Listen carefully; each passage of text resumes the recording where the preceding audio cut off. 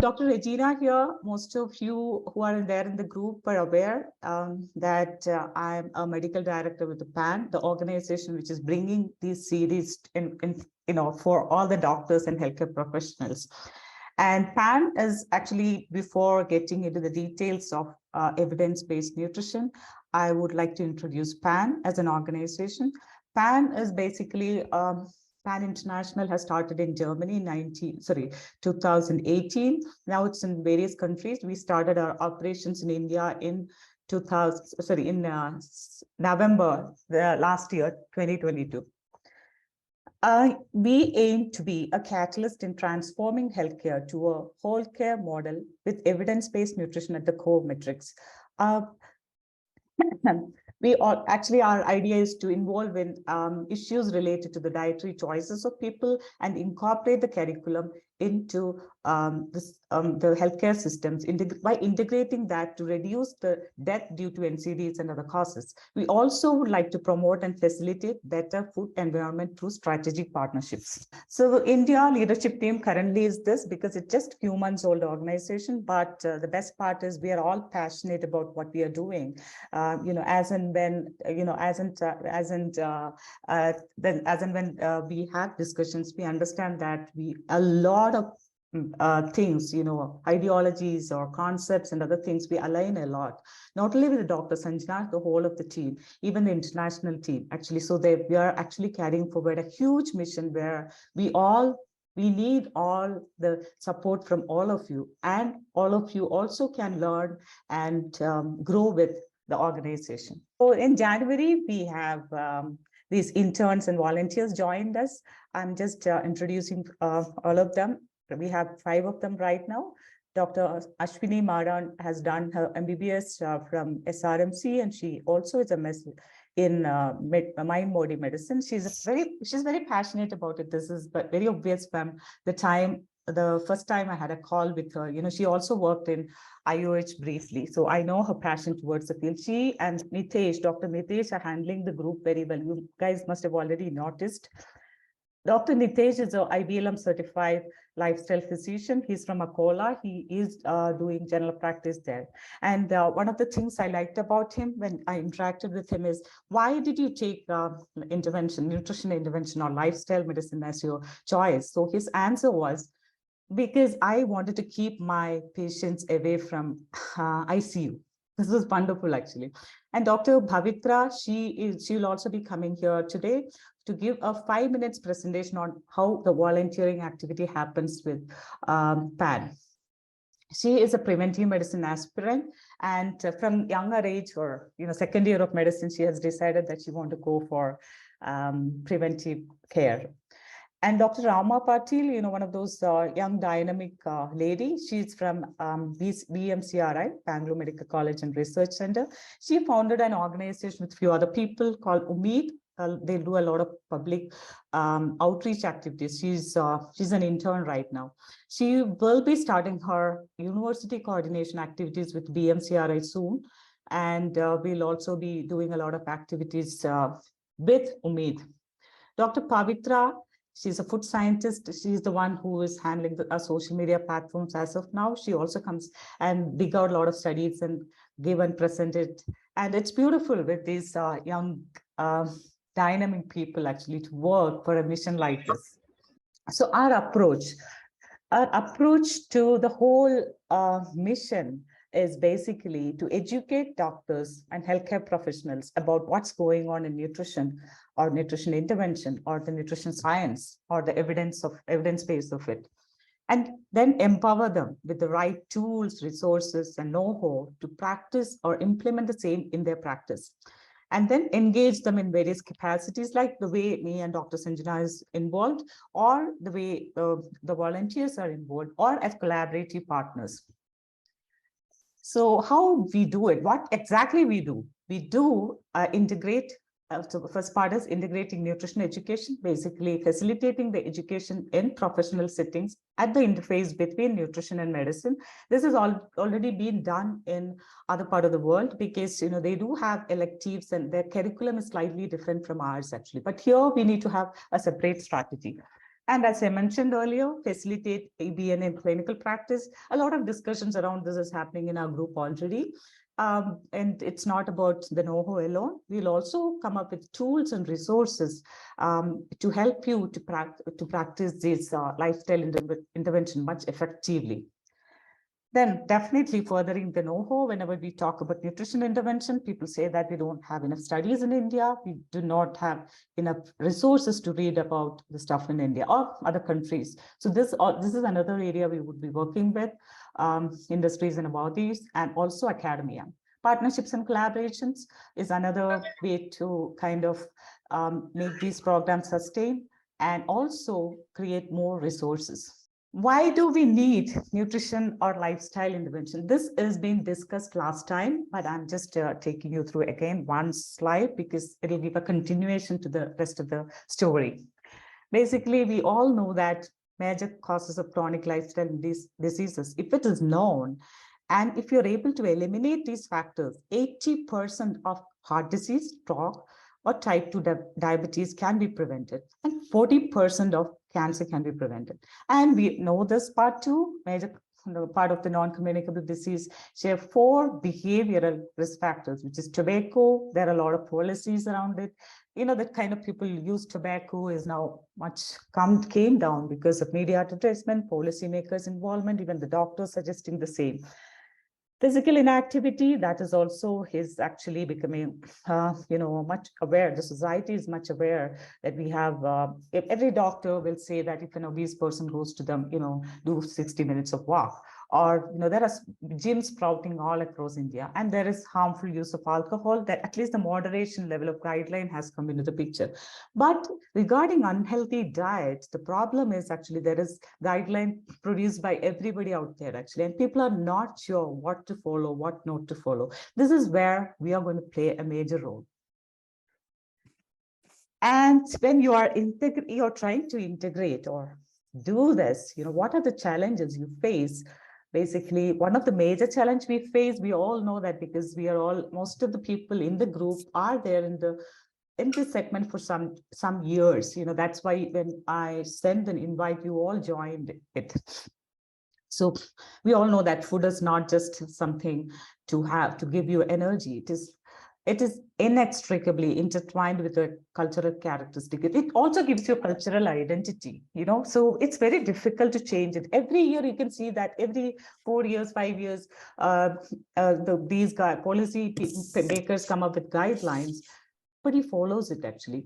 And also on top of it, what happens is there are a lot of online nutrition messages or, some of these advertisements which influences people, and that adversely affects the health literacy of the people actually. And that definitely, then we all know that information overload, which is like plethora of information out there, and we're not able to distinguish between pseudoscience, misinformation, anecdotal evidence. All these things get mixed together. Yesterday, when we had the discussion, you could make out that there are a lot of people who is promoting ghee as a part of a healthy diet. So that's a lot of pseudoscience involved in it, actually. And also sometimes I see a lot of anecdotal evidence presented as science, health claims, actually. So this and all has to go off from us, and we'll have to learn what is proper evidence-based practice in nutrition. And I also have seen a lot of people, diet followers, regard with the nutritional beliefs with their religious fervor. Actually, trying to favor religious beliefs and things like that. If it is keto or any of those kind of fat stuff, a lot of these things are also involved. And definitely reductionist approaches focusing on research, isolating single nutrients. That also lead to dissemination of oversimplified statements, something like a vitamin C alone or a vitamin D alone. These kind of things actually doesn't give the real impact and real data or real fact. And on top of it, when the patient comes to you for guidance, and we do not, as doctors, we do not have the skill set, knowledge, or resources to guide our people. So what happens, it's like all in a mess. It's a broken system, and nobody is able to kind of, build it together. Like organizations like us are coming into the picture now recently, hope that we are able to make an impact and change the way it is perceived. Yeah, some example. It's a beautiful example. Even though like the data, the science or the studies are done in a well-designed manner, some cases, there is one on the left side is a RCT, randomized control trial, with the result of which came in 2014, September 2nd. On the other side, September 3rd or 4th, it came. It is a meta-analysis, but it both were analyzing the same kind of factors. One is showing a positive result on weight loss, low carbohydrate diet. On the other side, very little difference in weight loss. And doctor, not only the doctor, even the policymakers will get confused to seeing these kind of reports. And media is very smart because they want to get news. They will manipulate information in such a way that it just get spread to large number of people. In the last slide, that last presentation, but I would like to bring it again. Oh, no, it was not there, I think. Yeah, sorry. Nutrition in Medical Education, a systematic review, which was released in 2019, Crowley. It says that nutrition is insufficiently incorporated into the medical education, regardless of the country, setting, or year of medical education. Deficit in the education is resulting in lack of knowledge and skills in our people, in our fraternity. And when a patient comes to you, you're not able to give the right guidance. Most of the cases, what guidance you give is, come back after losing 5 kgs or 10 kgs, or do some, 40 minutes walk. That's the basic thing they can give. There are many reasons to it. One could be that lack of time, a major component of it is lack of confidence, because we do not have the knowledge and skill set to do it.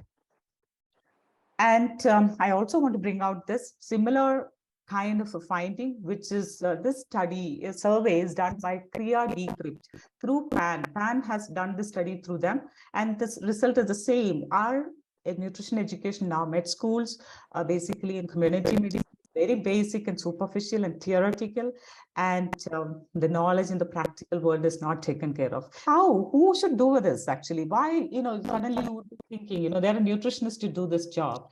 Yeah, nutritionists like, I also work with nutritionists like Bhavani, Soumya and all. Actually, I know, they're able to do the thing of giving a meal plan and guide people, with a day-to-day stuff and giving them recipes and all. But health and diseases are a lot beyond that. Knowing the physiology of a person or knowing the pathology of a person, and also combining or marrying it with the nutrition guidance or intervention will help people get much better or manage their diseases much better. And the nutrition as a field, nutrition intervention as a field has grown much beyond what we have learned maybe 10, 15 years ago. Right now, it is not only used for some deficiency manifestations, it is used largely for prevention, and also the therapeutic segment of it is also growing every day. I think in the group itself, there will be like 15 plus doctors who are using therapeutic interventions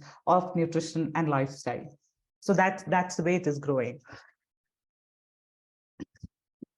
Why this kind of a thing is required, and it is to be done by doctors, because we all know that nutrition knowledge has grown over the century, and it's also like the recommendations keep changing. It's not, I told you, like when you go through the story, you will understand why the recommendation keep changing. When the recommendation changes, then it is the responsibility of the doctor or the person dealing with it to understand and update themselves and manage or come up with guidelines for the generic level and also for diseases level, and also kind of tailor make it for your patients so that they're able to sustain or adhere to these recommendations for a longer time till they get result. And people don't like saying that, hey, your saturated fat should be like 10% of the total calories. How do they understand what is the how to calculate the saturated fat? That is ridiculous. So what they do want is actually something like this, which is there on the picture. How much of that quantity of food can I eat in a meal, or thrice a day? That's what they want. That's where the tailoring happens. And again, I'm telling doctors at the apex of the healthcare system, patients traditionally listen to them, follow their prescription guidance better than any other sources. This is taken because I have noticed this in many, many, many cases. What is evidence-based nutrition? This I'm going to read it because it's a definition. The practice of evidence-based nutrition involves using best available nutrition evidence together with the clinical experience, conscientiously work with patients' values and preferences to prevent, resolve sometimes, or we call it remission, long-term remission, short-term remission, or cope with the problem sometimes related to the physical, social, or mental health. So the first part of it is evidence, available evidence. So the fundamental principles of three fundamental principles of evidence-based nutrition are available evidence, trustworthiness of the evidence, and risk-benefit comparison. Available evidence, you know that there are a lot of evidence available, but the systematic summaries always give better decision-making rationale, because without knowing these evidences, simple example, the recommendation given by a lot of doctors giving ghee as a way to kind of help their joints or as a healthy food is an example, because they haven't analyzed the systematic summaries of the available data. They just feel that because they may have biases towards it, and also a lot of people who are left and right advocating for protein food, animal based meat, especially the red meat. They're not analyzing these data in detail to understand these intricacies well. Then a lot of cases, even if the systematic analysis is there, you need to also have the thing to understand whether it is trustworthy. And trustworthiness of the evidence can be determined when we know how the evidence process happened. And also there are some generic guidelines you can follow, like for example, for guidelines, you can look at the sites like the following, this is for general public. Most of us would know these things. For India, it is ICMR guideline, which is actually 80% of it aligns with USDA guidelines. The American Heart Association has guidelines. As yesterday we mentioned about the saturated fat, American Heart Association says 5 to 6% of the total calories. ICMR, WHO, and USDA says 10% of the calories. So all these kind of things you can look for guidelines, and even Canadian plate, those kind of things are also very good to take guidelines. Yeah, I'm actually coming, and the last part is definitely this risk-benefit ratio. Any therapy decision which you take should weigh the risk benefit and the cost effectiveness. Somebody who's already in the late stage of cancer and who's developing diabetes, I don't know whether there's a point in putting that person into the trouble of giving a low carbohydrate diet or whatever it is. Actually, these kind of things are all very important. It is a lot of humanism involved, a lot of empathy involved, a lot of like you should also be connected with the patient's preferences, actually, not only the affordability and all. So this is a beautiful article which came in Washington Post, and this is something which is starting a story. Basically, in Washington Post in 1950, this came. It was titled as the flip-flop files. It has summarized the whole phenomenon of this dietary recommendation guideline coming in and changing after 4 years, 5 years in a beautiful way. The reality of science and medicine makes it difficult for citizens and policymakers and patients and consumers. It's not only for patients, but also for even policymakers. It's sometimes very difficult. One of the story I'm discussing in the next slide. Sometimes, that those days, high fat, low fat, trans fat, saturated fat, polyunsaturated fat, monounsaturated fat, or no fat. The confusion, even the confusion prevails even now, certain aspect of it, if you don't know the whole story well. So there's a beautiful story. I loved this when I was reading it. Basically, the low-fat story dates back to 1940s and 50s. The post-World War, America experienced a huge rise in heart attack death. And the coronary heart disease was the leading cause of death in the US that time. And there were a lot of studies were called for, and, then some of the studies analysis said that the high fat consumption of America is the reason for the same. Parallelly, they did study in Japan, and there are like 2 major studies which came during that phase, which established the thing called diet heart hypothesis. One is actually the Framingham study, which most of us are aware of about it, and the other one is 7 countries study by Ansel Keys and his colleagues. And these studies suggested a strong correlation between diet, high in saturated fat and cholesterol, and increased incidence of heart disease. It's called diet heart hypothesis. So what happened after the studies came into the picture? It all were published everywhere, and media took over, and the low-fat diet becomes an overarching ideology, where doctors are recommending to every patient who are coming there to go low-fat, reduce their fat content. And the saturated fat part or the cholesterol part was not taken care of. Only the total fat reduction has come into guideline. That is like less than 25%, 30%. Okay.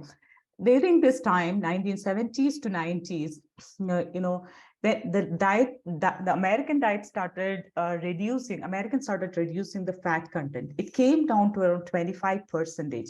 But ironically, the kind of incidences of obesity, there was already an obesity epidemic happening. Type 2 diabetes was going high. The incidences of heart attack was not going high. It was going high, but the mortality came down. So, which resulted in two paradoxes, which they were not able to understand at that moment in time. One is called a puzzling paradox. Basically, what happened is in 1950 to 98, there was a 53% reduction in the incidence of heart disease. But the incidence of heart disease came down. So the mortality has come down, but the incidence remained the same. So then they did another analysis, or multiple analysis, and found out that the incidence came down not because of the fat reduction, but because of the medical and technological advancements. And that's called puzzling paradox. American paradox is even fat came down, which the scientific body expected that there would be a large reduction in the incidence of obesity and type 2 diabetes, but there was an obesity epidemic. So finally, they found that actually while they were replacing the fat, what they replaced it with is refined carbohydrate and a lot of processed food. So there's a history behind this. During this time frame, when the low fat recommendation came into the picture, the guideline came into the picture, the industry bodies were very skeptical about it, because they have a lot of huge chunk of product in the market. But some part of the industry bodies, smarter guys, what they thought is, oh, this is an opportunity. Let's come up with the low-fat stuff and see, approach these AHA and other bodies and see whether we can actually get some kind of a label and put that into the grocery store. And AHA was looking for some funding to do research. And they thought, okay, it's good, no, like if the fat percentage is low and they are sure with their analysis it is low, they will give them the seal. And they started giving seals to all the packaged product which contained as heart healthy, and which contained a lot of cereals and sugar and things like that. So American grocery shop completely filled with these cereals and stuff, and people go to the grocery store. This grocery store contained all these packages which said heart healthy, but the fresh food didn't contain the thing called heart healthy. So people started buying large quantities of the packaged food which contained high sugar, whereas their consumption of fruits and vegetables and other grain products and all came down. That was the reason for this whole thing. It is not just because the fat has come down. And you can look at this slide. It very clearly mentioned 1970, the total calorie consumption was 2077. 1990, it went up to 343, because when the fat came down, 1 gram contains 7 calories, carbohydrate 1 gram contains 4 calories. So actually, like when they were eating refined food, they were not getting satiated. So what happened, the portion sizes started going high. Even the McDonald's, to all the kind of things there, the portion sizes started like 1.5 times or something. So then the total calorie consumption went up. This resulted in obesity epidemic, and also the type 2 diabetes rise. And this is 1990 to 2005 story. Most of us would be aware of it. Then, they realized that, 75, the Ansel Keys report came. 83, Framingham report said that obesity as a single factor, obesity as individually is responsible for risk of heart disease, or it independently contribute to risk of heart disease. And, the studies came up with this concept of saturated fat and cholesterol reason for coronary atherosclerosis. At the same time, the good fat, bad fat concept came into the picture. People started going in for avocados and nuts and things like that. And they started kind of avoiding the bad fat, not all of them, but the health conscious crowd. And the Mediterranean diet, which is coined by Ansel Keys and the group, became, though the kind of the Mediterranean diet was getting noticeable, the popularity came into the thing in 1990s, actually. And during that time, there is something called a low carbohydrate diet, Southwestern diet or something came into the picture. That also became very popular. And the whole fat thing came down. And 2005 dietary guideline recommended 20 to 35% of calories from fat. Intake of trans fat should be as low as possible, because there were a lot of studies done on trans fat during that time. Then after 4 decades of low fat recommendation, 2015 dietary guideline have replaced no upper limit for the total fat consumption. That you can see in the next slide, how saturated fat can be replaced effectively, helpfully with PUFA and MUFA. And the dietary advice focused on optimizing type of dietary fat like PUFA and MUFA than focusing a lot on restricting the total carbohydrate, total fat. And the saturated fat should be capped at 10% of the calories by most of the bodies, except AHA, which says 5 to 6% of the calories. And when it comes to all this, again, people had confusions, because one RCT will come, with some biases which says that, no, that's not right. Saturated fat is very healthy. It is something very useful for weight loss and diabetes. Then American Heart Association's president came, and he gave a presidential advisory from AHA, which says that reducing dietary intake of saturated fat and replacing it with unsaturated fat, especially PUFA, will reduce the CVD incidence.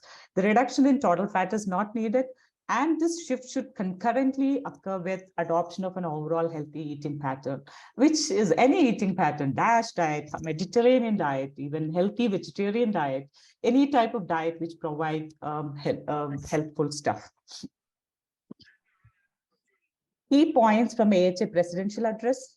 This is beautiful, actually. He has addressed this as 5 or 6 components and analyzed multiple of these studies. When you read that, I think I forgot to put that here. I will share that in the group, actually. How they have kind of compiled the studies together, how they eliminated some of the studies, though they were RCTs and well designed, because it was not aligning with the inclusion criteria. Some of the thing where people were using large quantities of trans fat in the form of hydrogenated oils, then they came up the conclusion saying that when you're replacing saturated fat, saturated fat upper thing is around 5 to 6% of the calories, and you're replacing the rest of the saturated fat with PUFA, there is the 25% reduction in the CVD incidences. And when you're replacing it MUFA, it is 15% reduction in CVDs. But when you're replacing it with a refined carbohydrate, like white rice, white pasta, any of those things, there was a 1% increase in CHDs. And when it was replacing with whole grains, there is 9% reduction in CHDs. But we need to understand, so PUFA has very high significance in this context, especially omega-3. And also the report says that coconut oil and dairy fat increases LDL. That was a discussion yesterday. So then animal studies were done. Animal studies also showed the same kind of result. SFA raised LDL and promoted atherosclerosis, whereas when you're replacing it with high MUFA or PUFA, reduced the incidence of atherosclerosis. And the latest guideline, we are all aware, again, not going to say this. Most of the guidelines says less than 10% of the calories can come from saturated fat. Less than 1% of the calories can come from trans fat. AHA recommends less than 5 to 10% of the calories from saturated fat. And PUFA and MUFA, HA recommends 10% from PUFA, 15% from MUFA. MUFA, everybody is aware, olive oil and related stuff. Even nuts and seeds have MUFA. Avocado has MUFA. Yeah. Coming to guides to certainty in estimate, this basically is actually, most of the doctors are aware that, if like a lot of things we have evidence, right? For example, saturated fat recommendation, we have evidence. Now, the next story when we come up with, we'll understand some of the things we have evidence. But there are some gray areas which we do not have evidence and guidelines in place. So such cases, what would you do? As doctors, we should analyze the current available evidence, which is in the form of different types of studies, and give a weightage and understand the quality of those studies and come up with your own guidelines, because this is a new field which will take time to have standard guidelines across the globe. And hierarchy of evidence, very well aware, expert opinions and case reports have the lowest quality of evidence, and randomized control trials and meta-analysis and systematic review has the highest level of quality of evidence. Cohort study, case control study, I don't want to get into the details of it. You all know that cohort is basically a prospective study looking at people with the similar things and comparing the outcome after many years. And, example is Framingham study. I think it went on for generations, right? And whereas look at British doctor study to analyze, to understand, which made the claim, or which established the fact that smoking is causing lung cancer, which is a case control study. See, this best thing about these prospective observational studies is actually they're not faced a lot of issues with adherence, dropout, and expense limitations. But whereas when we are looking at RCTs for nutritional studies, unlike medicine, you're comparing a lot of food. Food has multiple ingredients and nutrients in it. So it's very difficult to isolate. And even if you're isolating like vitamin D or C and things like that, it doesn't give the full effect, because, nutrients work in combinations, actually. That's how you see it. You should see it, actually. And diseases with long latency would require trials for many years. Many cases, this will result in lack of adherence from people. Some of these studies had to be called off because the adherence was very poor. But a lot of studies with the veterans population, which, they were in a controlled environment, it was very easy to conduct. Whereas in a general population, it's very difficult to implement these, actually. Then challenges due to substituting one nutrient component with another. Just now we saw a low fat, we went low fat, people started eating a lot of high carbohydrate. But the result is epidemic of obesity and type 2 diabetes. So it's not something which is very much feasible at all scenarios. But that doesn't mean that you should only look at observational studies and systematic analysis, but you should, wherever possible, RCT should be done. Meta-analysis, systematic reviews and meta-analysis, because, you have a lot of studies out there. You collect all those studies, the similar ones you put together and do a analysis and find out, what is the causality or the correlation to causality, actually. Basically, the advantage with this is overall sample size goes up, improve in the statistical power of the analysis, improved precision of estimates of the treatment results. Now, actually, a lot of these guidelines are based on the systematic analysis, review, and meta-analysis.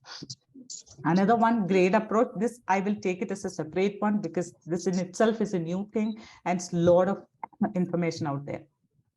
This we already discussed. Evidence. Now, we somehow understood that evidence has to come from a properly analyzed data, right? Evidence or published data. Published data, especially RCTs and systematic analysis, are the best. When it is not available, look for the ones, prospective observational studies with large number of people and having a very high ratio of to show the benefit.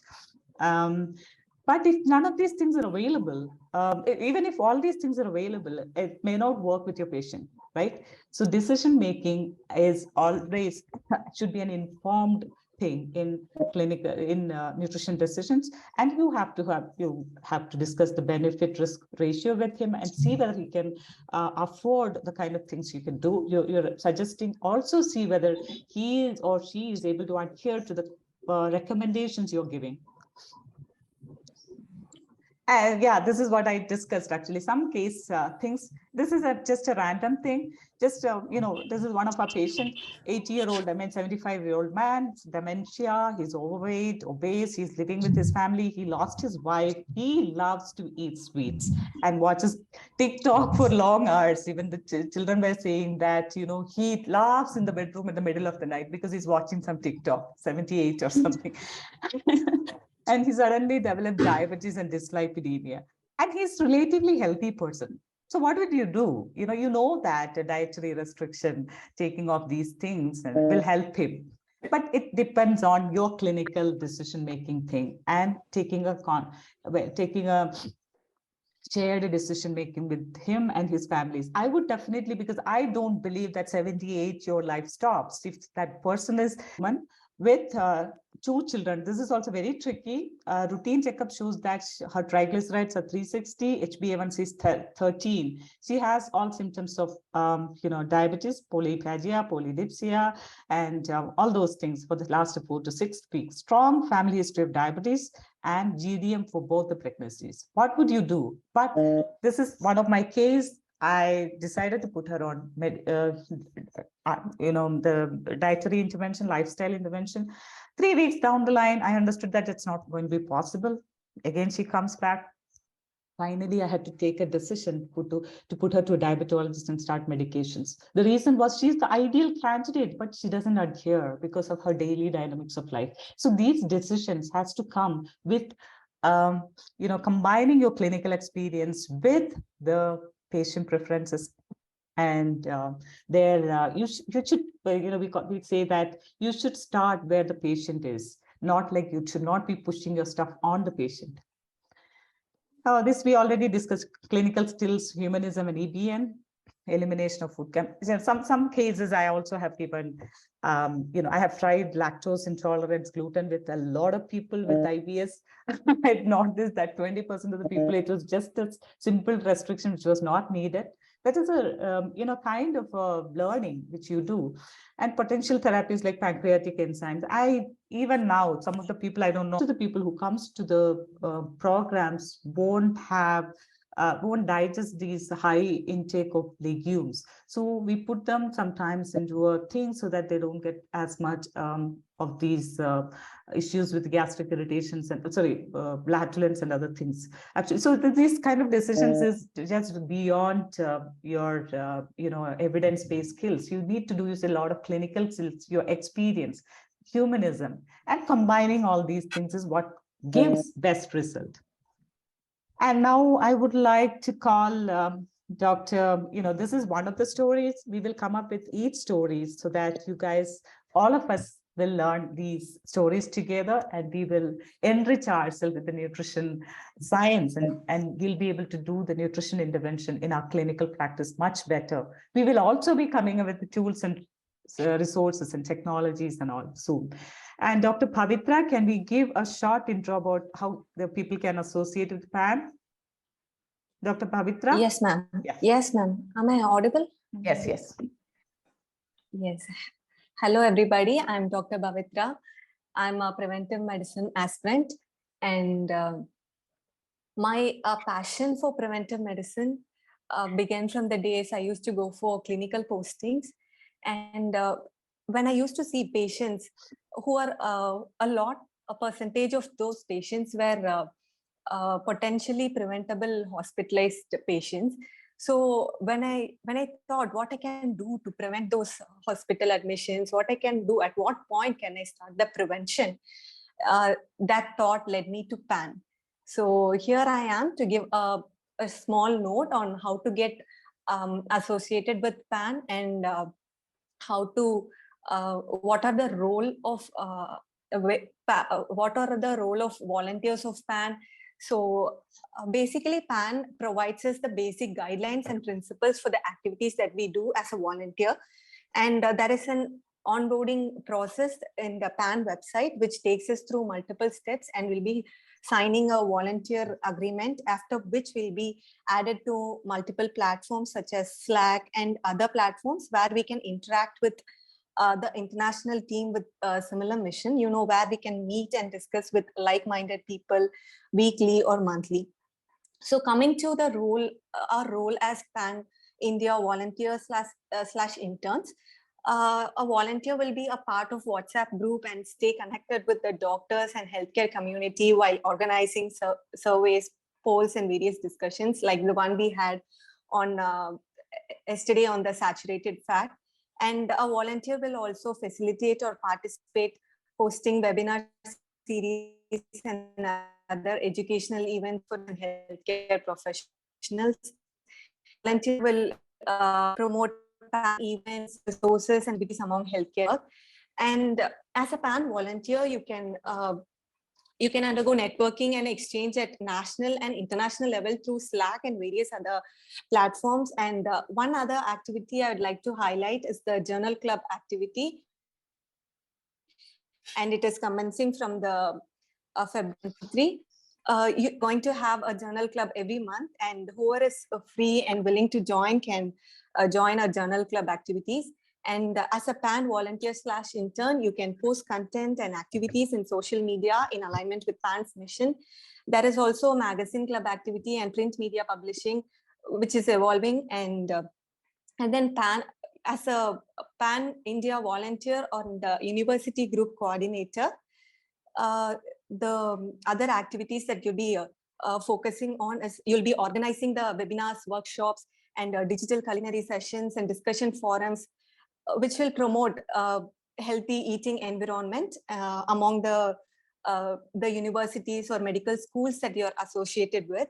And as a university coordinator, you can promote PAN events, resources, and activities in the student network, and publishing PAN activities and the significance of same college media journals.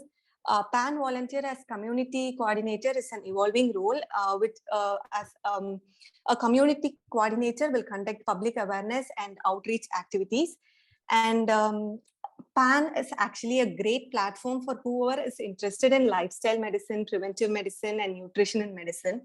Volunteering for PAN is a major learning opportunity for me. But not only that, being in the field, actually doing the tasks and making the tiniest possible changes will enlighten us more about the field and what it requires actually. I'm so happy that I have 4 of my other colleagues who are already into various activities, as you can see in the groups, and we are learning in this together. And I can see healthcare professionals and even general public shift towards lifestyle medicine and preventive medicine. I see PAN as a wonderful platform to help and equip us in this process. And we are active. Yeah, thank you, ma'am. Thank you so much, Bhavitra. Actually, it's beautiful, actually, that shows your own experience and somebody who's really interested in preventive medicine. So it's nice, actually. And open to questions. Is there any questions? It's already 1 hour. It's not at 1 hour, 10 minutes, actually. We started at 7:40, so we have 10 minutes. We can address some questions if any. And I also want to request you guys to follow our social media platforms. Once we record the videos, I suggest instead of putting the message on the WhatsApp groups, we would love to see that, but put the same message on our YouTube platform so that more and more doctors come and join these webinars and learn. And we can address some questions. Actually, is there any questions? Is somebody can actually facilitate? This is Susan. Yes. Yeah. Madam, doctor, you said that there will be a intervention from the doctor's side, dietary and lifestyle changes. Intervention from the doctor's side, that is what you are aiming for. But one of the things that I have found in all those groups and things, the advices that they give is not for the common man. It is for, see, I may be able to afford all the PUFAs, MUFAs, extra virgin olive oil and avocados. But for the common man, my mate's husband in his 40s is a diabetic. So what kind of intervention can they have except insulin? That is the question. Definitely, What is the PUFA and MUFA was part of the topic because it is, something which we discussed on saturated fat and fat history. But otherwise, an overall healthy eating pattern should contain large quantities of vegetables and fruits. If we can't afford fruit, he can replace it with vegetables. Normal, regular fruit, whatever he's having, we can definitely have. PUFA and MUFA are not with olive oil. It is available with even peanuts. Peanut has around 14 grams per ounce. In that, only 2 grams is saturated fat. Rest everything is PUFA and MUFA. So we just don't know these things. Actually, that is why we have this education thing happening. And yeah, that I think I addressed the question. Doctor, I have a question. Yes, yes. So how is a doctor intervention different from a nutritionist intervention? Because all these researches that PAN does is available to nutritionists. So are you saying that how is the doctor role and a nutrition A doctor understand the physiology of the body much better, the pathology of the condition better, and then he also learns the nutrition science very well. He will be able to adapt these scenarios in such a way that when it goes as a prescription, the patient is able to adhere to the things and bring out result. So current nutritionist, when you go there, definitely a nutritionist has a huge role because I do have people working with me, but they are very good at following it up and giving meal plans and all, analyzing a condition, looking at the lab report and saying that this is the recommendation to be followed, taking a decision on the intervention. These things are better done when a doctor interferes or does it. And one very big example is Dr. Rajendran from PSG Hospital. He runs a cardiac rehabilitation center. He's a cardiologist, he's the HOD there. And it's huge, people just 21 days or something. He will come actually, he'll explain about it, and he will also bring out some of the cases which he has already handled. You will be amazed to see, you feel that, medicine has its role, but that's not the only one which can play a role in our health. So, but let's wait, actually, the next session would be taken by him. Yes. Any other questions? Good evening, doctors. This is Christy. Thank you, here. doctor. Yeah. Thank you so much. Christy, yes, Christy. Thank you, Dr. Rajini, for arranging this webinar, and I'm so glad to be part of it. I just want to know, can you please give me a nutrition plan, okay, for how much protein should be taken, how much carbohydrates, right? How much vitamins, like that. So if you can give a nutrition plan, then it will be helpful for us, at least for a week. Yeah, okay, I definitely. Yeah, I understand. See, in the group, we would definitely have these recommendations coming in. But what we need to understand is the generic recommendation, the guidelines, why these ICMR itself shows that we can concise that and give it to you guys so that you are aware about it. But when it questions, yes, thank you so much. Yeah. Any questions? Please, any comments and feedbacks, please put that on our YouTube channel. You can definitely put that in our group, but these kind of activities, a simple comment there also will help us to reach more people and more doctors. Doctors are doctors at the apex of the healthcare has to learn these things to manage health conditions of people. Thank you so much. And also seeing the participation, I myself feel very motivated.